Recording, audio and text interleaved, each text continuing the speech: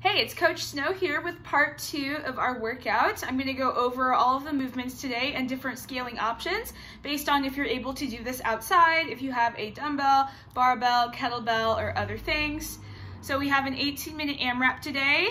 It's going to be 10 shuttle runs, roughly about 25 feet.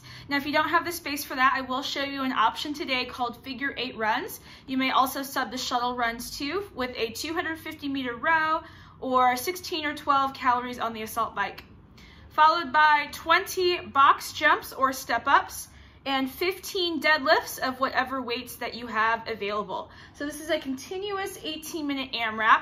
It's a fairly long time. It's almost 20 minutes. So you want to make sure that you're not going too hard out of the gate with your shuttle runs. Treat the shuttle runs as if it was a 250-meter run, which is kind of what it is if you think of 25 feet. So just kind of pace out the run. And remember, box jumps and deadlifts, that's a lot of posterior today, a lot of hamstrings, a lot of your backside. So your legs are going to be pretty fatigued today during this workout. So let's go over different options. Let's talk about the shuttle runs first.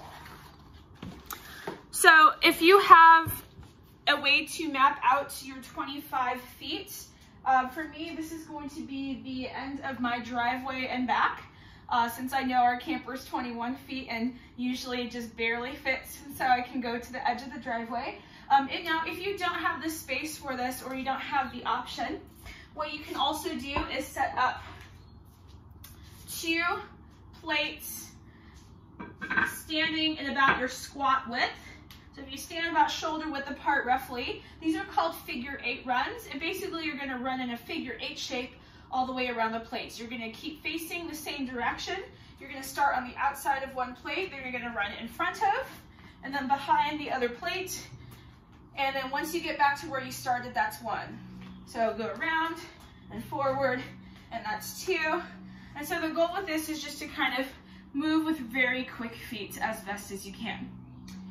And then other options, again, I said 250 meters on the rower if you have a rower. Or 16 or 12 calories on the assault bike if you have that. Basically, we're looking for something monostructural today. You can do burpees if you want to. I would say 10 burpees, 1 burpee per shuttle run is about the equivalent. You can do jump ropes today as well. I would do 4 double unders per shuttle run, so about 40 double unders total if you wanted to do a jump rope today. But let's talk about the step up and box jump option. So hopefully you have either a chair or something available to step up onto. For me, I have a stack of bumper plates here. I may actually step up on our landscaping wall that's in the front of our yard. So for our box jumps, we're going to do a 2-foot jump, a 2-foot hop up onto the box or up onto whatever you're jumping onto. Make sure that you set up your arms, really scoop with the arms to help get you upwards, and then as you land, you want to land like you're coming out of a squat. So try not to land too low. You want to land with just a tiny bit of flex in your hips and knees so that you can stand up right away. So if you need to warm up your box jumps just a little bit right now, let's do a few hops in place just to start warming up the ankles. Let's get 10 small hops. And then we'll get 10 taller hops.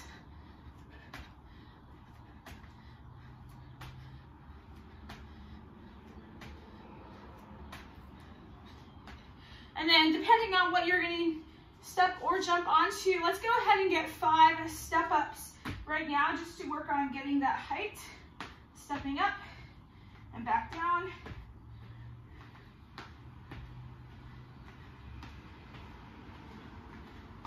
And then we'll do 5 jumps. If you're going to do step-ups, continue to do step-ups.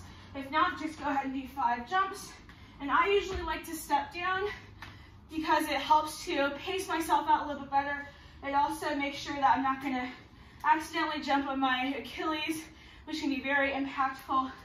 Stepping down is always a great safe option. And you want to make sure that you extend your hips and knees at the top of each rep before going down. Lastly, let's go over deadlifts. I'm going to be deadlifting a barbell today. However, you may opt to do 2 dumbbells at the sides You may also do one kettlebell or an odd object between the legs. So if you have your weights, let's go ahead and do a real quick weighted warm-up just to get used to the weights before we build up to whatever we're going to be deadlifting today. So if you have a kettlebell or a dumbbell, you may hold it at the chest. I'm going to bring the bar to my back, and we're going to start with some good mornings. And if the kettlebell or weight is too heavy for you to hold the chest, you can do some body weight good mornings with me. So let's do 5 good mornings. We're keeping our back flat, and we're sending our hips back, keeping our legs fairly straight, but not overly bent. You don't want to lock them out either. Squeezing your butt to stand. We'll get 5 good mornings, just to start warming up our hamstrings, warm up our core a little bit here. And then if you have your dumbbell or goblet, or your kettlebell in your goblet position, let's go ahead and get 5 squats. I'm going to get 5 back squats with the bar on my back, just so we can warm up the legs a bit more for our box jumps.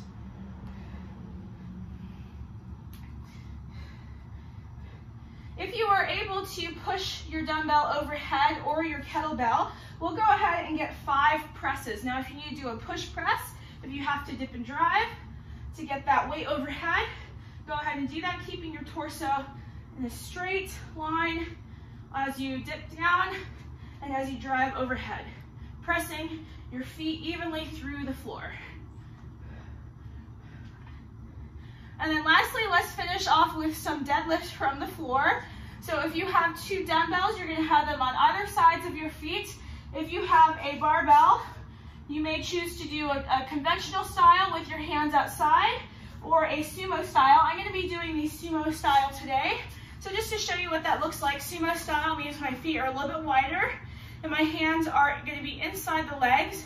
You're also going to do this if you have a single kettlebell. So we're sending the hips back, keeping the shins vertical when that bar is at mid-shin or when our dumbbell is on the floor, keeping our shoulders above the hips. So from a side view, as I'm lifting, setting the dumbbell down or setting the weight down, notice that the shoulders stay above the hips. We don't want the shoulders to drop below. We always want to keep that proud chest just above the hips to make sure that we're not putting more stress on our back when we lean forward. We want to keep our legs engaged. So once that weight passes the knees, you can bend the knees just a little bit to allow your shoulders to stay above the hips. All right, I'll go ahead and see you at the next video where we're going to go over the 18-minute AMRAP and do it all together. See you there.